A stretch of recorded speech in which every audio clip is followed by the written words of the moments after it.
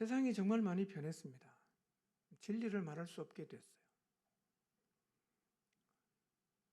어떻게 이 자리에까지 오게 되었을까? 그런 생각이 들 정도로 변해도 너무 많이 변했어요.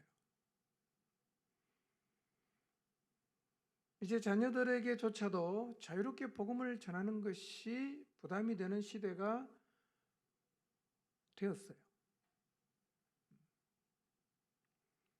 예, 자녀가 나는 원하지 않는데 우리 부모가 자꾸 신앙을 강요한다라고 고발하면 죄가 됩니다. 자, 그러면 하나님은 다음 세대를 향해 어떤 마음을 가지고 계실까요? 과연 하나님은 우리의 다음 세대에 관심이 있으실까요? 정답부터 말씀드리면 하나님은 다음 세대에 아주 관심이 많습니다. 아주 관심이 많습니다. 하나님 마음에는 언제나 현재 시대와 다음 시대, 현재 세대와 다음 세대가 동시에 담겨 있어요. 동시에 보셨어요. 그래서 하나님은 자기 자신을 드러내는 일을 할 때마다 다음 세대를 생각해서 표징을 만들어요. 그리고 그 표징을 통해서 다음 세대에게도 하나님이 행하신 일을 전하게 하셨어요. 기념물을 만들어요. 그리고 이 기념물을 통해서 하나님을 다음 세대 사람들에게 전하라고 하십니다. 굉장히 하나님은 다음 세대 관심이 많아요. 아직 태어나지도 않은 후손들을 하나님은 늘 가슴에 담고 계시고 기억하고 계십니다. 여호수아 4장 4절에서 7절입니다. 읽지는 않겠습니다. 여리고를 목전에 둔 이스라엘 백성이 여호수아와 함께 요단강을 건넜습니다. 근데 그때 요단강을 건널 그 시기는 요단물이 항상 언덕에 넘칠 정도로, 그러니까 뚝에 물이 찰랑찰랑할 정도로 물이 많은 시기입니다. 그러니까 하나님은 언약궤를 맨 제사장들의 발이 물에 잠겼을 때 물이 위에서는 끊어지고 밑에는 쌓여요.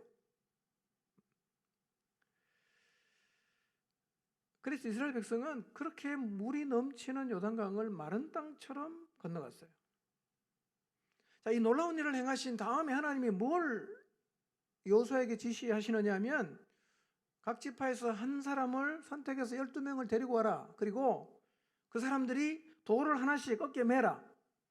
이 돌들이 기념물이 될 것이다 라고 말씀하셨어요. 왜 하나님이 돌을 메고 오라고 하시는가? 하나님은 그 놀라운 기적을 행하시면서 아직 태어나지도 않은 다음 세대를 생각하시는 거예요. 그래서 후손들에게도 이 놀라운 사실을 전해주기를 원하셨어요. 그래서 기념물을 만들라는 거예요. 돌을 쌓아놓는 거죠. 후일의 자손들이 쌓여진 돌들을 보면서 이 돌들이 왜 쌓여 있습니까? 라고 물으면 언약궤가 요단을 건널 때에 요단물이 여호와 앞에서 끊어져서 이스라엘 백성이 요단을 마른 땅처럼 건너가는 것을 기념하기 위해서 이렇게 표징, 기념물을 만들어 두었다라고 얘기하라고 하나님께서 가르쳤어요. 하나님 마음에는요, 후손이 담겨져 있어요. 후손. 태어나지도 않은 후손들. 하나님은 기억하고 계시는 거예요. 그래서 후손들에게도 이 하나님이 행하신 놀라운 기적을 전해주기 위해서 뭘 만들어라? 표징, 기념물을 만들라고 하셨어요. 기념물. 허바드라는 학자는 돌을 쌓으라고 하시고 이 돌이 무슨 뜻이냐라고 물으면 이렇게 대답하라고까지 알려주신 것은 이스라엘 자손들이 그곳에 찾아오는 것을 전제하고 있다고 말합니다. 그러니까 가나안을 정복한 후 가나안 땅에 들어가서 살고 있던 후손들을 일부러 그 자리로 데리고 오는 거예요. 그리고 그 돌을 보여주면서 설명해 주라는 거예요. 하나님이 우리 조상들에게 얼마나 위대한 일을 행하셨는가를 돌들이 쌓여 있는 그 기념물을 보여주면서 설명을 하라는 것이었어요. 그러니까 후손들이요, 성지순례하듯이 요단강으로 와서 쌓여진 돌을 보면서 하나님께서 그들의 조상들에게 행하셨던 기적을 배우는 거예요. 배우는 거예요. 하나님은 하나님의 마음속에 언제나 다음 세대를 담고 계세요. 그리고 이스라엘의 역사에서 이 명령이 상당 부분 지켜졌음을 암시하는 말씀이 있습니다. 여호수아 4장 9절입니다. 읽어보겠습니다. 시작. 여호수아는 요단강 가운데 언약궤를 메었던 제사장들의 발이 머물렀던 곳에 다른 12개의 돌을 세웠다. 그 돌들이 오늘까지 거기에 있다. 그 돌이 오늘까지 거기에 있다. 이 말은 후손들이 거기에 와서 하나님이 행하신 기적을 자기들의 부모 세대로부터 들었음을 암시하는 말씀이에요. 무슨 의미냐면, 여러분 돌판에 가서 돌 무더기가 한 개밖에 없습니까? 12개 있는 것도 있고 50개 있는 것도 있고, 어떤 거는 누가 일부러 쌓아놓은 것처럼 그렇게 쌓여진 돌들이 많지 않습니까? 근데 후손이 아무도 안 갔으면 그 돌이 거기 있는지 없는지 확인할 길이 없어요. 그런데 그 돌들이 아직까지 거기에 있다라고 말하는 것을 보면 그 돌이 아마 구분이 되었겠죠. 여기가, 이 돌이 우리 조상들에게 하나님께서 보여주신 기적을 기념하기 위한 표징이다 라는 것을 누가 봐도 알 수 있게 만들어졌을 것입니다. 그래서 성경은 그 돌들이 오늘까지 거기에 있다라고 말씀을 하신 것입니다. 이처럼 기념비를 세우라고 하신 것은 과거를 기억하는 것이, 과거의 일을 기억하는 것이 오늘 하나님을 기억하는 데 얼마나 중요한 역할을 하는지를 상기시켜 주는 거예요. 근데 이거는 조상들이 안 가르쳐 주면 후손들은 알 수가 없어요. 알 수가 없어요. 이렇게 하나님은 아직 태어나지도 않은 후손들에게 굉장히 관심이 많습니다. 우리들의 후손을 통해서도 하나님의 관심은 똑같습니다. 여러분의 자녀, 여러분의 손자, 손녀에게까지 하나님은 굉장한 관심이 있으십니다. 하나님이 이렇게 다음 세대, 후 세대들에게 관심이 많으신 것을 보면 우리가 우리의 자손들을 하나님께로 돌아오게 하는 일, 그들이 하나님을 기억하는 자리에 서게 하는 일에 최선을 다하는 것은 아무리 많이 해도 지나치지 않습니다. 할 수만 있다면, 그들을 하나님을 기억하는 자리에 세울 수만 있다면 우리가 할 수 있는 모든 것을 다 해야 할 것입니다. 만약 우리가 하나님 마음을 제대로 안다면 우리의 자녀 세대를 향해서, 우리의 손자 손녀를 향해서 신앙은 네 자유니까 네가 스스로 알아서 해라 라고 말하지는 않을 것입니다. 자녀를 적극적으로, 자손들을 적극적으로 하나님께로 이끄는 자는 하나님 아버지의 마음을 가진 자입니다. 여러분 모두가 그런 사람들이 되시기를 바랍니다. 적극적으로 우리의 다음 세대들, 우리의 손자 손녀 세대, 그 아래 세대까지 하나님을 기억하는 자리에 설 수 있도록 노력해야 됩니다. 그리고 순종해야 합니다.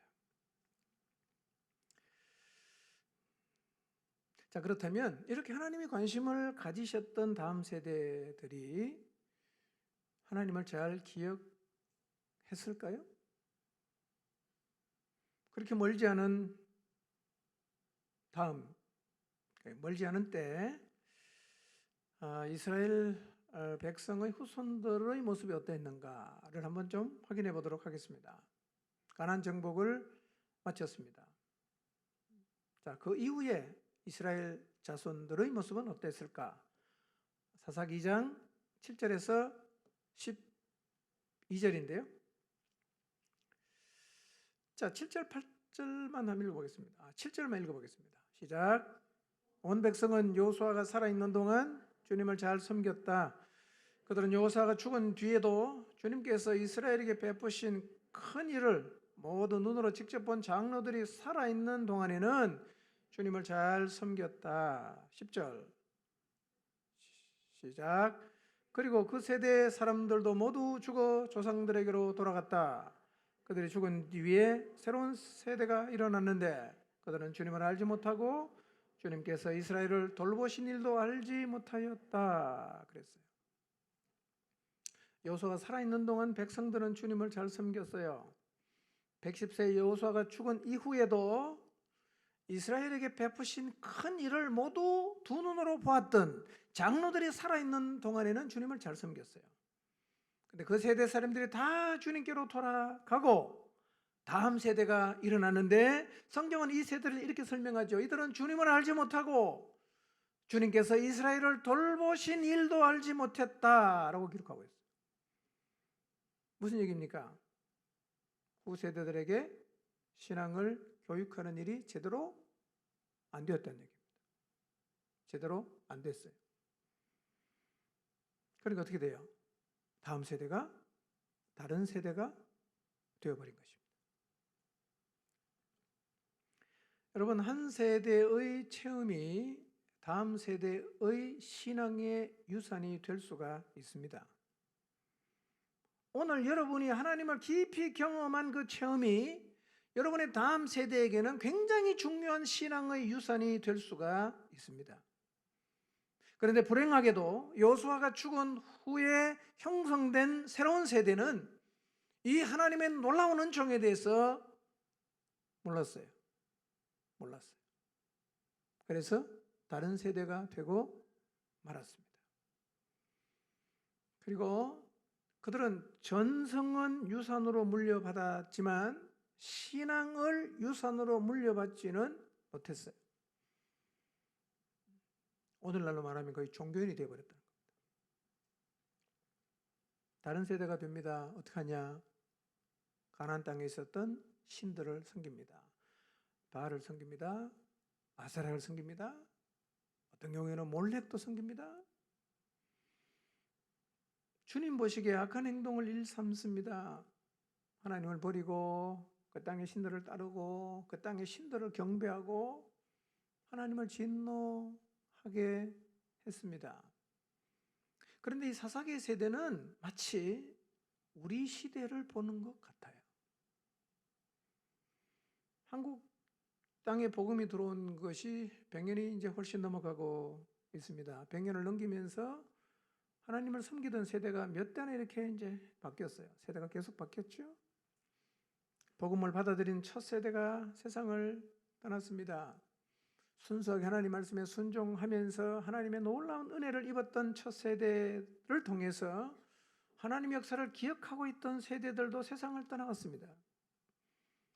그리고 하나님이 베푸신 역사를 거의 보지 못했던, 그래도 조금 냄새라도 나는 그런 세대들도 이제 하나씩 둘씩 세상을 떠나고 있습니다.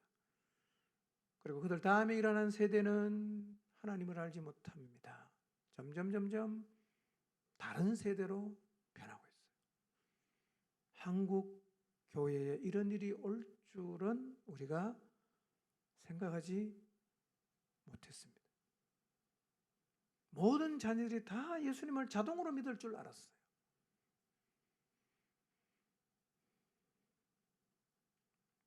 우리 세대는 어떻습니까?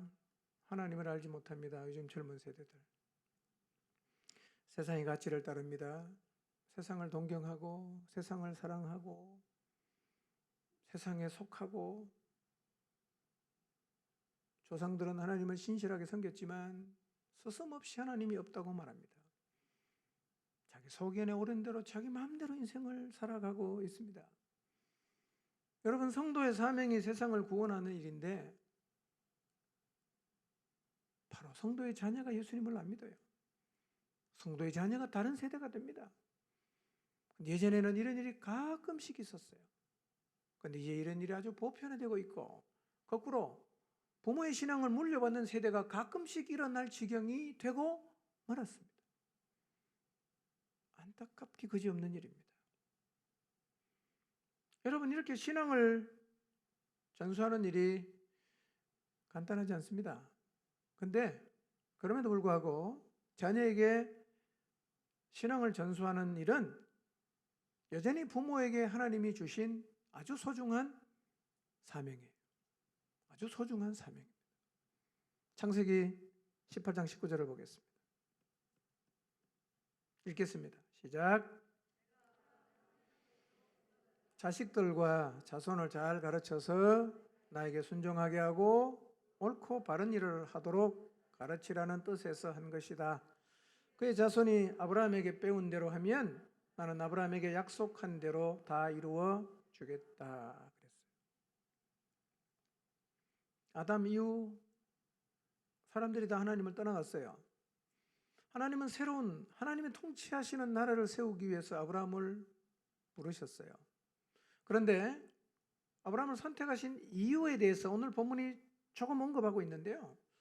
하나님이 아브라함을 부르신 이유를 18절에 이렇게 말하지 않습니까? 그가 자식들과 자손들을 잘 가르쳐서 나에게 순종하게 하고 옳고 바른 일을 하도록 가르치라고 불렀다는 거예요. 자식들과 자손을 잘 가르쳐서 나에게 순종하게 하고 옳고 바른 일을 하도록 가르치라고 하나님이 누구를 선택했어요? 아브라함을 선택했다는 거예요. 그리고 하나님이 말씀하십니다. 아브라함 후손들에게 순종과 의를 행하며 살도록 요구하시면서 그것을 누구에게 가서 배우라고 하느냐면 아브라함에게 가서 배우라고 말해요. 아브라함에게 가서 배우라. 하나님은 모든 부모들이 자식과 후손들을 잘 가르치는 일을 감당하기를 원하십니다. 하나님은 모든 부모된 이들이 자식들에게 하나님 말씀을 잘 가르쳐서 하나님에게 순종하고 옳고 바른 일을 하는 자녀로 세우기를 원하세요. 이게 하나님께서 모든 부모에게 주신 소명입니다. 어떻게 하면 우리의 다음 세대가 하나님을 기억하게 할 수 있을까요? 어떻게 하면 우리의 자손들이 신앙을 이어받는 다음 세대로 서게 할 수 있을까요? 이 질문에 대한 답을 오늘 본문에서 찾아보도록 하겠습니다. 오늘 우리가 읽은 본문은 두 가지의 내용을 담고 있습니다. 3절에서 10절까지의 내용은 무교절을 어떻게 지켜야 되는지, 무교절을 지키라고 하시면서 무교절을 지켜야 되는 규례를 쭉 설명하고 있고요. 11절에서 16절까지는 같은 6월절 때 장자를 어떻게 하나님 앞에 봉헌하는지에 대한 내용을 설명하고 있습니다. 이 말씀을 잘 읽어보면 이 다음 세대들에게 어떻게 하면 하나님을 기억하게 할 수 있는지에 대한 비결이 기록되어 있어요. 자, 먼저 13장 3절에서 10절 말씀인데요. 자, 5절만 읽어보겠습니다. 읽습니다. 시작. 주님께서 당신들의 조상에게 주신다고 맹세하신 젖과 꿀이 흐르는 땅, 곧 가나안 사람과 헷 사람과 아모리 사람과 히위 사람과 여부서 사람의 땅에 이르게 하시거든 당신들은 이달에 다음과 같은 예식을 지키십시오 하면서 무교절을 지키라고 말씀하시는 거예요. 이렇게 지켜야 된다. 다음 세대들이 하나님을 기억하는 자리에 서려고 하면 현재 세대가 하나님의 규례를 지켜야 합니다. 현재 세대가 하나님이 주신 규례를 지켜야 합니다. 오늘 3절에서 10절의 말씀은 너희가 가나안 땅에 들어가면 무교절과 유월절을 지키라고 말씀하십니다.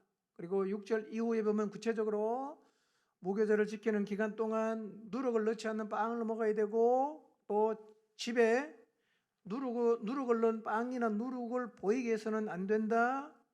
그 다음에 주님께서 강한 손으로 이집트에서 구하여 내신 것을 이 예식을 행함으로 늘 되새겨야 하니까 이 규례를 해마다 정해진 때에 지켜야 한다고 말씀하십니다.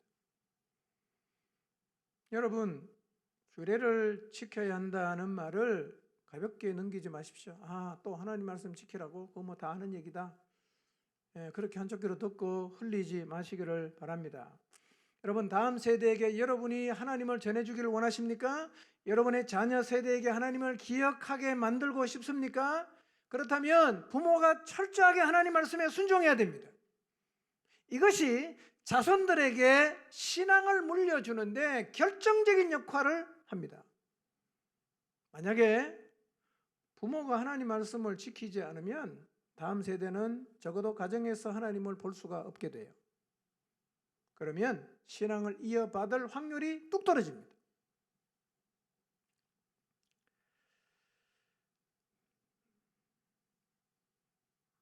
청년들에게, 젊은 애들에게 하나님 말씀을 가르쳐요. 하나님 이렇게 말씀하셔서 이렇게 살아야 된다. 그런데 이렇게 대답하는 청년이 있어요. 우리 엄마 아빠 그렇게 안 살던데요. 엄마 아빠 그렇게 안 산대요.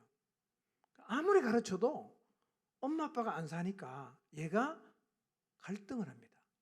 어느 게 맞냐 이거예요. 우리 엄마는 그렇게 안 살던데, 우리 아빠 그렇게 안 살던데, 갈등을 합니다. 여러분, 부모가 하나님 말씀대로 순종 안 하면 그 자식에게 신앙이 내려가는 것은 확률이 뚝 떨어집니다. 뚝 떨어집니다.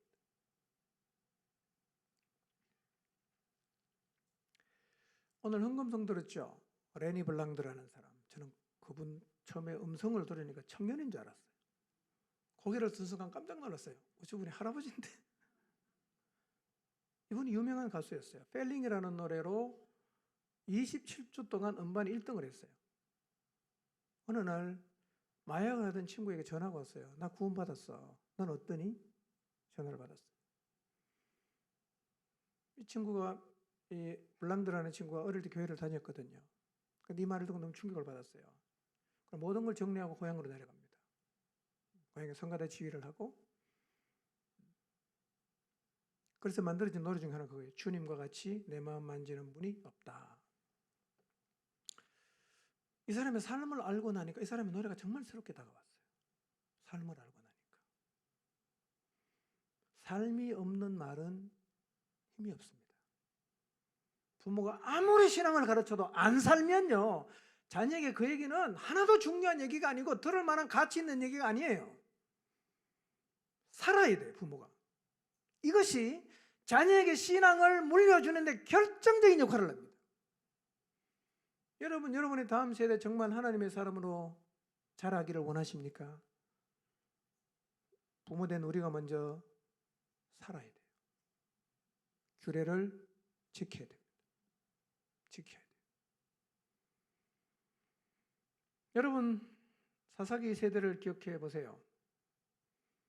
여호수아가 죽은 뒤에도 주님께서 이스라엘에게 베푸신 큰 일을 모두 눈으로 직접 보았던 장로들이 살아있는 동안에는 안 떠나갔어요. 본 사람은 안 떠나갔어요. 그런데 그 세대가 죽고 하나님이 베푸신 일을 보지 못한 세대는 하나님을 떠나갔어요. 부모가 하나님에게 순종하는 것을 보여주지 못하고, 부모가 하나님이 확실하게 살아계신다는 것을 계속 보여주지 못하면 그 자녀의 마음속에는 하나님이 없다라는 인식을 계속합니다. 하나님 없어, 하나님 없어, 하나님 없어, 떠나갑니다. 여러분의 자녀는 여러분을 보면서 하나님이 있다고 느낄 것 같습니까? 하나님이 없다고 느낄 것 같습니까? 여러분의 자녀가 하나님이 없다고 느끼는 삶을 살면서 그들에게 아무리 성경을 가르쳐도 소용없어요. 삶이 따르지 않는 사람의 말은 힘이 없습니다. 여러분, 정말 진실되게 살아가는 사람은 말이 어눌해도 그 말은 굉장히 마음을 울리지 않습니까? 어눌한 말 한마디가 삶을 뒤집어 엎어요. 뭐 때문에 그렇습니까? 삶이 있으니까요. 순종하셔야 돼요. 부모가 하나님의 규례에, 하나님 말씀에 순종해야 됩니다. 자녀의 가장 큰 갈등이 뭔지 아세요? 부모가 믿는 하나님 정말 있을까? 있다면 어떻게 저렇게 살 수 있지? 자식들이 그걸 보면 갈등하는 거예요.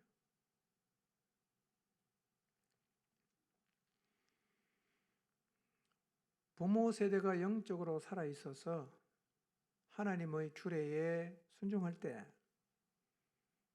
자손들이 그것을 볼 때 우리의 후세대가 다음 세대로 서게 된다는 사실을 잊지 마시기를 바랍니다. 부모 책임이에요. 부모 책임. 1차는 부모 책임입니다. 자, 장자를 봉헌하는 규례에서도 같은 말씀을 하세요. 13장 11절에서 13절 말씀을 보면 이렇게 말씀하십니다. 여호와께서 내 조상에게 맹세하신 대로 그 가나안 땅을 너희에게 주시면 들어가서 너는 태에서 처음 난 모든 것과 내게 있는 가축의 태에서 처음 난 것은 다 구별해서 하나님께 바쳐라. 6월절의 의미 아시죠? 죽는데 살았잖아요. 그러니까 그걸 하나님께 드리라는 거예요.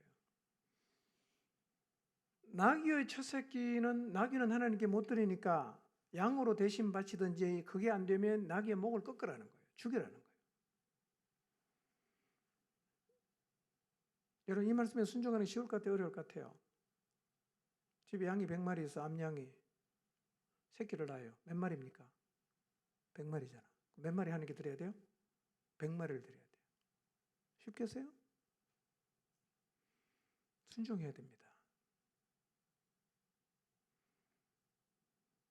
자, 근데 더 순종하기 어려운 게 있어요. 내 아들 중 처음 난 모든 자를 대속해야 된다. 아들이 태어나면 대속해야 돼. 왜 아들이 태어나면 대속합니까? 똑같은 이유입니다. 10번째 재앙이 애굽에 임했을 때 하나님이 이집트의 모든 사람과 짐승들 중 마지들을 다 쳐서 죽게 했어요. 근데 이스라엘 사람과 그 다음에 짐승들은 하나님이 마지를 치지 않았기 때문에 안 죽었어요. 그래서 마지는 누구 거다? 하나님 거다. 그래서 마지가 태어나면 사람은 죽이면 안 되잖아. 그러니까 대신 속전을 드리는 거예요. 본문은 마지를 대속하는 가격이 얼만가를 언급하지 않지만 율법에는 그것이 딱 규정이 되어 있어요. 민수기 18장 16절입니다. 읽어보겠습니다. 시작. 난지 한 달 이후에 내가 정한 대로 성소의 세겔을 따라 은 5세겔로 대속하라. 한 세겔은 20게라이니라. 자, 마지를 대속하는 가격이 얼마라고 적혀 있습니까? 은 5세겔이에요. 많은 돈입니까? 적은 돈입니까? 잘 모르겠죠? 그 당시 노동자 1년 수입이 얼마인지 아세요? 은 10세겔이에요. 1년 연봉이 은 10세겔이에요. 근데 마지가 태어나면 얼마를 드려야 돼요? 5세겔을 드려야 돼요. 6개월치 봉급을 드리는 거예요. 연봉이 5천만 원이면 2,500만 원 내야 돼요. 연봉이 3천만 원이면 1,500만 원 돼요. 연봉이 1억이면 5천만 원이에요. 오늘도 유대인들은 마지가 태어나면 이렇게 합니다. 속전을 드립니다. 자, 그런데 하나님은 왜 이스라엘 백성들에게, 특히 가난한 사람들에게 경제적인 부담이 될 수 있는 이 규례를 만들고 지키라고 하셨을까? 돈이 적은 돈이 아니거든요. 물론 하나님께서 생명을 구원해 주신 것에 비하면 별거 아니라고 생각할 수 있는 것도 사실이지만 구약 전체를 보면 하나님은 가난한 자를 굉장히 배려하세요. 그래, 재물을 드릴 때도 돈 많은 사람은 소드리고 그 다음은 양을 드리고 그거 안 되면 비둘기 드려라. 이 가난한 사람도 하나님을 섬기는데 어렵지 않도록 다 이렇게 차등을 두셨지 않습니까? 그런데 이 맞이를 대속하는 가격 은 5세겔은 궁핍한 사람이나 부자나 똑같이 다 드려야 돼요. 이게 좀 의외로 느껴질 수 있어요. 왜 그렇게 하셨을까? 여러분, 하나님 말씀 순종하는 것은 늘 쉬운 것만은 아니에요. 때로는 희생도 필요합니다. 때로는 대가지불도 필요합니다. 그것을 순종해야 합니다. 하나님은 이 규례들이 영원토록 기억되고 지켜지기를 원하셨어요. 지금도 이스라엘은 이 규례를 지키고 있거든요. 유대인들의 신앙, 유대교가 계속 전승되는 걸 보면 이것이 여호와 신앙을 전수하는데 영향을 주었다는 것을 알 수가 있어요. 왜 영향을 주었는가는 뒤에가 설명하겠습니다. 왜 이런 순종에 영향을 주는가? 여러분, 신앙생활을 하면서요, 부담이 되는 부분도 순종해야 됩니다. 오늘날 점점 짙게 나타나는 현상이 뭐냐? 부담 없이 신앙생활을 하려고 하는 사람이 너무 많아요. 너무 부담 없이 하려고 해요. 가고 싶으면 가고, 가기 싫으면 안 가요. 하고 싶으면 하고, 하기 싫으면 안 해. 다 내 맘대로요. 여러분, 신앙생활은 그렇게 하는 게 아니에요. 하나님이 하라고 하면 하는 것이지, 내가 하고 싶다, 하기 싫다, 내가 중심이 아니라 말씀하시는 하나님이 중심이에요. 때로는 대가를 지불하고 희생을 내가 하더라도 말씀에는 순종해야 되는데요, 오늘날은 모든 게 자기 중심이에요. 난 가기 싫다, 난 하기 싫어, 끝이에요. 그게. 여러분, 신앙생활 그렇게 하시면 절대로 신앙 전수가 안 될 거예요. 안 돼요. 여러분, 부담 없는 신앙생활을 선택할 수도 있습니다. 근데 제가 분명히 말씀드립니다. 부담 없는 신앙생활을 선택하면 하나님은 절대로 경험 못합니다. 여러분이 평생을 예수님이고 신앙생활하면서 하나님을 전혀 경험 못하면 그것을 바라보는 여러분의 자녀들도 하나님을 못 봐요. 그러면 거의 신앙 전수는 안 됩니다. 안 돼요. 평생을 살면서 엄마 아빠를 봤는데 하나님 확실히 없어요. 아무리 그 아이에게 복음을 전해준들 받아들이는 게 쉽겠어요? 그래서 여러분, 가정에서 하나님이 없다라는 걸 많이 경험한 사람은 복음을 잘 안 받습니다. 마음을 닫아요. 교회 가면 다 그런 소리 하지, 우리 엄마 아빠 보는 게 아니야. 이게 마음이 완전히 심겨져 있어요. 참 심각한 일입니다. 부모 세대가 하나님 말씀에 계속 순종 안 하고 편하게 신앙생활을 계속하면요, 여러분의 자녀가 하나님을 가정에서 못 봐요. 그러면 신앙이 다음 세대로 안 넘어갑니다. 경험해 보세요. 나중에 자녀가 세상으로 나가서 하나님 없다고 할 때 피눈물 흘리지 마시고 지금부터 여러분의 다음 세대를 위해서라도 하나님 말씀에 철저하게 순종하셔야 합니다. 여러분, 하나님 말씀은 부담이 되어도 순종해야 합니다. 아멘입니까? 아멘이에요? 부담이 되어도 순종해야죠. 우리가 순종하는 이유가 편하기 때문에 하는 겁니까? 하나님이 말씀하셨기 때문에 하잖아요. 하나님 말씀하시면 힘들든 쉽든 우리는 일단은 순종하려는 자세를 가져야 합니다. 그게 올바른 신앙의 자세인 거예요. 보세요. 아버지가 가축에 처음 난 새끼를 드려요. 어느 날은 봤더니만 아버지가 나귀가 새끼를 낳는데 목을 확 꺾어버리는 거예요. 어느 날은 지켜보니까 아버지가 맞이를 위해서 은 5세겔, 연봉의 반이 되는 거를 드려요. 자, 이렇게 드리면 자녀들이 물어요. 왜 이렇게 하십니까? 그때 뭐라고 합니까? 대답해야 돼요. 대답할 수 있어요. 여러분, 우리가 신앙생활을 제대로 해서 우리의 자녀가 왜 그렇게 하느냐고 물을 수 있게 살아야 돼요. 우리 엄마 아빠 보니까 예수님을 안 믿는 사람하고 똑같이 살기 때문에, 교회는 평생 다니는데 똑같이 살기 때문에 왜 그렇게 사느냐고 물을 게 없어요. 교회 가기 싫으면 안 가요. 개중 있으면 주일날 놀러 가버립니다. 저녁에도 피곤하면 안 가요. 11조 마음대로 떼먹어요. 그러니까 성경 말씀대로 하는 게 아니라 자기 하고 싶은 대로 안 믿는 사람은 거의 똑같이 살기 때문에 부모에게 왜 그렇게 신앙생활하냐고 물을 게 없단 말이에요.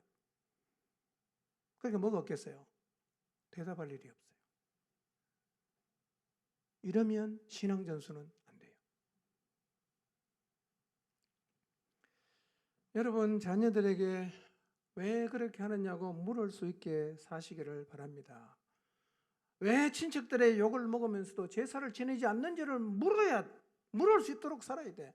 왜 어려운데 11조는 계속 드리는지, 왜 영혼을 위해서 그렇게 많은 시간을 주는지, 왜 세상 사람들과 같은 모습으로 안 사는지, 왜 바쁘고 피곤한데 매일 기도하러 가는지, 잠이 부족한데 왜 집에 오면 성경만 읽는지, 왜 손해를 보고도 참는지, 왜 그렇게 정직하게 살려고 하는지 물어볼 수 있게 살아야 된단 말이에요. 그래야 우리의 자녀에게 하나님을 설명할 수 있는 기회를 가진단 말이에요.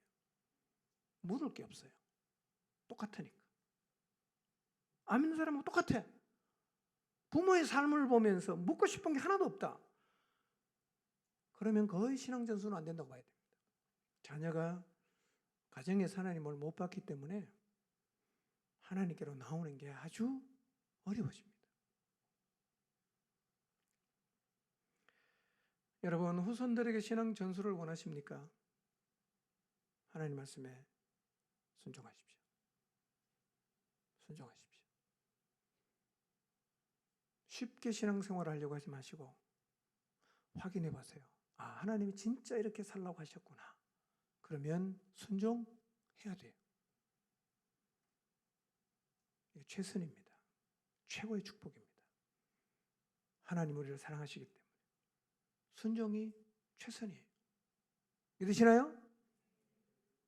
이렇게 살아야 돼요. 여러분, 우리는 하나님을 모르는 사람하고 확실하게 다르게 살아야 됩니다. 그래서 왜 그렇게 사냐고 물을 수 있도록 살아야 돼요. 생전 기도를 안 해. 일주일에 낮 예배 한번 끝이야. 이웃 간에 분쟁이 생기면 절대로 안 참아. 하나님 말씀도 쉽게 어겨. 그러면 뭐 자식들이 부모에게 뭐 배울 게 있겠어요? 하나님 말씀을 지키시기를 바랍니다. 그래서 여러분의 삶을 통해서 하나님을 경험하셔야 돼요. 여러분의 삶을 통해서 여러분의 자녀들이 하나님을 봐야 돼요. 하나님 진짜 살아계신다. 부정할 수 없다. 마음속 깊은 곳에 하나님 살아계셔. 하나님께로 나가야 돼. 이게 계속해서 쌓여야 돼요. 반대가 되면 비극입니다.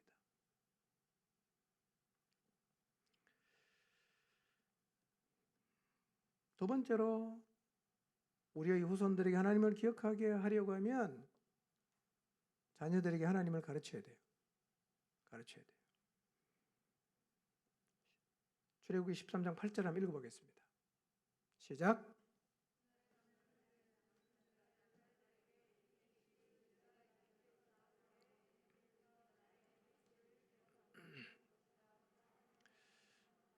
예, 무교절을 지켜요.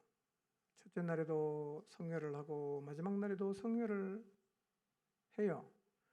그리고 그날에 당신들은 당신들 아들, 딸에게 이 예식의 의미가 뭔지를 설명해 주라는 거예요.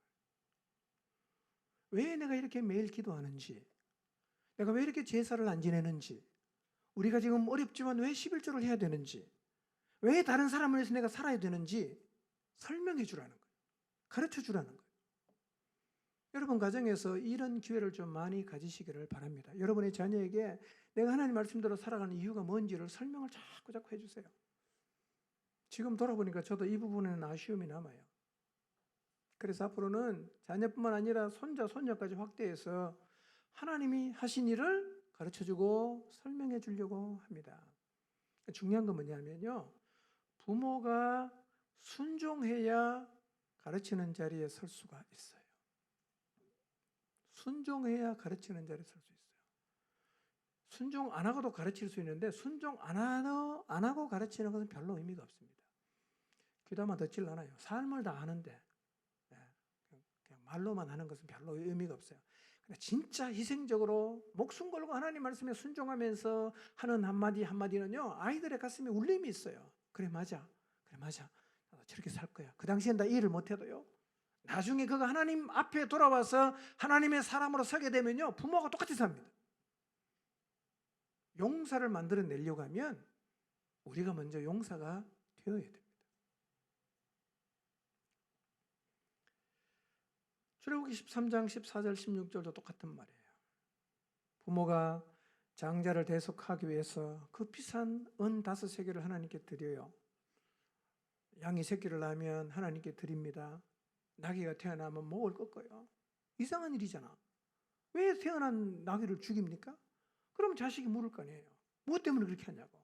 왜 그러냐고. 그럼 어떻게 하라는 거예요? 그때 가르치라는 거예요.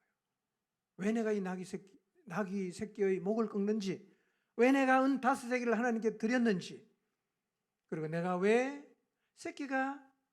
양이 새끼를 낳으면 제일 먼저 하나님께 드리는지 설명하라는 거죠. 근데 양을 하나님께 안 드려요. 나귀 새끼는 너무 괜찮아 보여서 안 죽였어요. 은 5세겔 돈 없다고 안 드렸어요. 그럼 어떤 일이 벌어집니까? 질문할 기회가 없잖아. 똑같으니까. 신앙을 가르칠 수 있는 기회도 같이 잃어버리게 될 것입니다. 그러니까 순종의 자리에 서지 않으면 설명할 기회조차 얻지 못하게 된다는 사실을 기억하시기를 바랍니다. 부지런히 자녀들에게 하나님을 가르쳐 주십시오. 그런데 하나님을 가르치려면 여러분의 순종하는 삶을 통해서 하나님을 많이 경험해야 돼요. 여러분의 가정 속에 표징이 있어야 돼요. 기념비가 있어야 돼요. 그리고 자녀들에게 설명해 줄 수 있어야 돼요. 그렇게 하면 신앙이 다음 세대로 넘어갑니다. 마지막 세 번째, 우리 다음 세대가 하나님을 기억하게 하려고 하면 성령 충만해야 합니다. 성령 충만해야 합니다. 좀 생뚱맞게 들리셨어요. 갑자기 왜 또 성령 충만이 튀어나오는가? 여러분 자녀 또 후손 또 우리 안에 있는 구도자들을 구원의 자리로 이끄는 일 모두는 다 영혼을 구원하는 일 아닙니까? 영혼을 건져내는 일이죠. 여러분 성경에서 영혼을 구원하는 일을 할 때 가장 필요한 게 무엇이었던가를 생각해 보세요. 영혼 구원할 때 가장 필요한 일이 무엇이었던가? 여러분 구약과 달리 신약에 와서는 하나님께서 영혼을 구원하는 사역을 잘 감당할 수 있게 하기 위해서 하나님께서 우리에게 누구를 보내주셨냐면 성령님을 보내주셨어요. 성령님 오신 가장 큰 이유는 우리의 삶을 인도하는 거 다 맞지만 세상을 구원하는 일을 잘 하라고 하나님께서 성령님을 보내주셨어요. 세상을 구원하는 일, 어둠에 갇힌 영혼을 구출하는 일을 잘 하라고 성령님을 보내주셨어요. 사도행전 1장 8절 읽어보겠습니다. 시작. 예루살렘과 온 유대와 사마리아에서 그리고 마침내 땅끝까지 이르러 내 증인이 될 것이다. 여러분 영혼을 구원하는 일은 성령과 무관할 수 없어요. 그래서 복음 전도자로 나설 때도 먼저 뭐부터 경험해라? 성령부터 받고 가야 된다고요. 성령을 받고 능력을 입고 나가야 된다. 이렇게 말씀하셨어요. 실제로 예수님께서 성천하시기 직전에 이 말씀을 하시고 올라가셨잖아. 그리고 이 주님 말씀을 들었던 120명이 마가의 다락방에 모여서 열심히 기도했습니다. 열어리신하고 오순절이 되었을 때 성령이 오심과 동시에 충만하게 임했어요. 성령 충만을 경험했어요. 그리고 많은 영혼들이 이들을 통해서 주님께로 돌아오는 일들이 일어났는데 여러분 사도행전 전반에 나타난 현상이 뭐냐면 성령 충만한 사람들을 통해서 사람들이 주께로 돌아왔다는 거예요. 이번에 사도행전 필사하면서 한번 보세요. 유심히 보세요. 성령 충만한 사람들을 통해서 하나님의 이 일을 하셨어요. 그래서요 우리가 지금 40일 기도하고 있지 않습니까? 우리가 전도하고 있는 영혼도 가슴에 품고 기도해야 되고 여러 가지 기도할 게 많을 거예요. 저는 가장 우선적으로 기도해야 되는 게 기도하는 나 자신이 성령 충만 입기를 기도해야 합니다. 우리가 성령 충만함을 입는 것은 그를 구원하는 데 결정적인 영향을 미칩니다. 여러분 정말 자녀를 구원하기를 원하십니까? 부모된 우리가 먼저 성령 충만해야 돼요. 여러분의 목장에 그 영혼을 구원하기를 정말 원하십니까?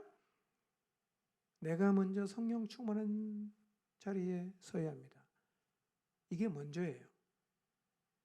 여러분, 우리가 성령 충만 입는 게 먼저예요. 우리 모두가 성령의 충만함을 입는다면 우리를 통해서 하나님께서 영혼들이 주께로 돌아오게 하는 굉장히 놀라운 일을 행하실 것입니다. 무엇보다 우리는 성령의 충만함 입기를 사모해야 합니다. 여러분, 성령 충만을 입어야 하는 이유가 많아요. 성령 충만하면 성령 인도를 잘 받겠죠? 충만하니까 당연히 그분의 인도를 받아요. 성령 충만하면 하나님이 걷게 하시는 길을 잘 걸어갈 수 있어요. 인도자가 훌륭하시니까. 성령 충만하면 사단이 방해하고 공격해도 넉넉하게 이길 수 있어요. 절대로 안 넘어집니다. 완주할 수 있습니다. 그래서 성령 충만한 사람은 결국 하나님의 뜻을 이루는 자리에 서게 돼요. 그리고 성령 충만하면 성령의 능력이 드러나겠죠. 성령 충만한 사람과 만나서 말씀을 나누고 양육을 하고 하다 보면 성령께서 그 상대의 마음을 터치하세요. 사도행전에서 자주 일어났던 일이에요. 마음이 만져지고 자기를 보고 절규하고 회개하고 주님께로 돌아오고. 여러분, 이것은 꼭 제가 설교할 때만 일어난다고 생각하지 마십시오. 성령 충만한 사람들을 통해서 하나님은 지금도 이 일을 행하세요. 뿐만 아니라 여러분, 이런 것도 굉장히 중요한데요. 성령 충만하면 인격에도 영향을 줘요. 인격에도요. 소심한 사람이 담대해집니다. 정말 한 명도 가슴에 담을 수 없던 사람이 사람을 담을 수 있게 돼요. 마음에 안 들면 늘 등을 돌리는데 용서할 수 있게 돼요. 금방금방 안 되면 막 화를 내는데 기다릴 수 있어요. 힘든 상황 견딜 수 있어요. 놀라운 일입니다. 성령 충만합니다. 그리고 지체들뿐만 아니라 믿지 않는 사람과도 좋은 관계를 가질 수가 있어요. 그러니 우리가 성령 충만하면요, 우리의 자녀뿐만 아니라 구도자들을 구원의 길로 이끄는 일에 정말 귀하게 쓰임받을 수 있어요. 성령 충만하면 대박입니다. 그런데 반대로 성령 충만하지 않으면 어떤 일이 생길까요? 바른 길을 잘 못 갈 수 있어요. 자꾸 이렇게 쇳길로 빠질 수 있습니다. 사단이 방해하면 잘 무너질 수 있어요. 그분의 능력이 전혀 안 나타날 수 있어요. 성령 충만하지 않으면 이것뿐만 아니라 인격적인 부분에도 많은 문제가 생겨서 우리가 다 된 밥에 죄를 뿌릴 수 있어요. 여러분, 성령 충만하지 않으면 기질 들어가잖아요. 성격대로 가잖아. 죄성이 드러나잖아. 잘 못 참아. 성질 확 냈습니다. 다 된 밥에 죄를 확 뿌린 거죠.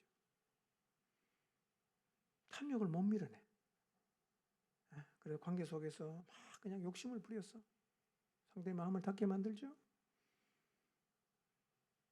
정욕을 못 이겨. 이 말이 조절이 안 돼. 막 나가는 거예요. 원망하고 불평하고 욕하고 비난하고. 성령 충만하지 않으니까 덕이 안 되는 행동을 계속합니다. 사람 못 품어요. 못 기다려요. 한번 수가 틀리면 절대로 용서 안 합니다. 여러분, 영혼을 구원하는 이 소중한 사역을 하면서 이렇게 말합니다. 내 눈에 흙이 들어가기 전에 난 너 용서 못한다. 전도할 사람한테. 뭐 하자는 거죠? 왜 이런 일이 벌어집니까? 성령이 충만한 게 아니라 자아가 충만하니까 자기 마음대로 자기 하고 싶은 대로 정욕대로 막 나가는 겁니다. 그러니까 영혼을 구원하는 일을 못하는 게 아니라 구원하는 것을 계속해서 방해하는 겁니다. 그래서 성령 충만하지 않는 부모는 자녀의 마음을 닫게 하고, 성령 충만하지 않은 목장 식구는 구도자의 마음을 닫게 해요. 성령 충만하지 않은 부모는 자식이 하나님께로 나가려고 막 여러 사람이 노력했는데 단번에 마음을 확 닫아버립니다. 닫게 만들어요. 반감을 갖게 만들어요. 그래서요, 성령 충만하지 않으면 우리가 디딤돌이 되는 게 아니라 거침돌이 돼요. 열심히 기도해서 다 만들어놨는데 한 방에 끝내버립니다. 한 방에 구원의 자리를 끝나는 게 아니라 한 방에 하나님을 향해 마음을 닫게 만들어버려요. 왜 이렇게 됩니까? 성령 충만하지 않고 자기가 충만하면 이렇게 돼요. 여러분, 그렇기 때문에요, 성령 충만함을 간구해야 합니다. 매일 이 기도하십시오. 여러분, 우리의 자손들, 또 우리가 주님에게로 이끌기를 원하는 구도자들을 구원의 자리로 이끄는 건요, 우리의 의지와 노력으로 되는 게 아닙니다. 의지와 노력은 안 돼요. 성령의 충만함을 잊고 성령이 이끄시는 대로 순종하며 갈 때 우리가 하는 게 아니라 하나님이 하시는 거예요. 그렇기 때문에 이 일을 감당하기 위해선 우리가 해야 될 가장 중요한 일이 뭐냐? 성령의 충만을 받아야 됩니다. 그래서 여러분, 40일 기도를 드리면서요, 성령 충만한 부모가 되시기를 바랍니다. 성령 충만한 목자가 되시고 성령 충만한 목장 식구가 되시기를 바랍니다. 그렇게 되면 하나님이 행하시는 놀라운 구원의 역사를 보게 될 것입니다. 말씀을 맺겠습니다. 여러분, 7월 10일 복음 집회의 성부는 그들에게 달린 게 아닙니다. 우리에게 달렸어요. 이걸 잊지 마십시오. 그들에게 달린 게 아니라 우리에게 달렸어요. 그들에게 문제가 있는 게 아니라 우리에게 문제가 있는 거야. 우리가 먼저 새로워져야 됩니다. 우리가 먼저 변해야 합니다. 우리가 먼저 순종의 자리에 서야 합니다. 우리가 먼저 하나님 마음을 가져야 합니다. 우리의 마음이 새로워져야 돼요. 그러면 돼요. 그러면 그 다음에 하나님이 우리를 통해서 역사하실 것입니다. 우리가 변해야 됩니다. 우리의 문제입니다. 이거를 한순간도 잊지 마시기를 바랍니다. 우리 모두 다음 세대에 지극한 관심을 갖고 계신 하나님처럼 우리의 자손들 그리고 구도자들을 마음에 품읍시다. 이 시간 다시 마음에 품으십시다. 그리고 어떤 대가가 지불이 되더라도 하나님 말씀에 철저하게 순종하겠다고 다짐합시다. 그렇게 순종함으로 우리의 삶을 우리의 자녀와 구도자들이 보고 질문할 수 있게 합시다. 질문할 때 하나님을 잘 가르쳐주고 설명해 주게 되기를 바랍니다. 무엇보다도 우리 모두가 성령 충만함을 입는 자리에 서서 이 7월 10일 복음 집회를 통해 우리의 자손들과 구도자들이 구원의 놀라운 은혜를 입는 자리에 서는 것을 보게 되기를 주님의 이름으로 축원합니다.